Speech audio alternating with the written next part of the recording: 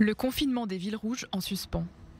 La réunion qui devait avaliser la fermeture totale de plusieurs villes orthodoxes et arabes dès lundi a été reportée sous la pression des orthodoxes après que le Premier ministre Benyamin Netanyahou a rencontré les leaders des partis Chasse et Judaïsme unifié de la Torah. Aryeh Deri, Yaakov Litzman et le député Moshe Gafni sont vent debout contre les décisions prises la semaine dernière, affirmant que les membres de leur communauté ne se sont pas encore remis du premier confinement. Ils exigent que le Premier ministre trouve des alternatives. Tous les experts affirment qu'une fermeture dans les villes rouges orthodoxes ne sera pas utile. Il n'y aura probablement pas d'alternative au confinement général et nous arriverons à une situation catastrophique. Une grogne qui émane des localités touchées.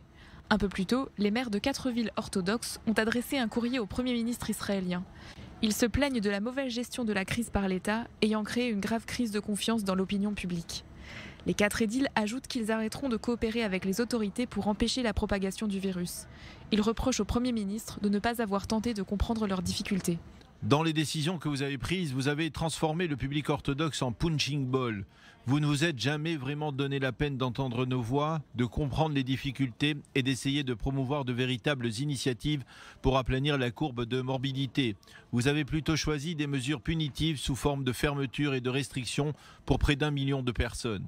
Une révolte qui pourrait impacter le coordinateur national de la lutte contre le coronavirus. En effet, le professeur Roni Gamzou parvient difficilement à faire appliquer ses décisions sur le terrain.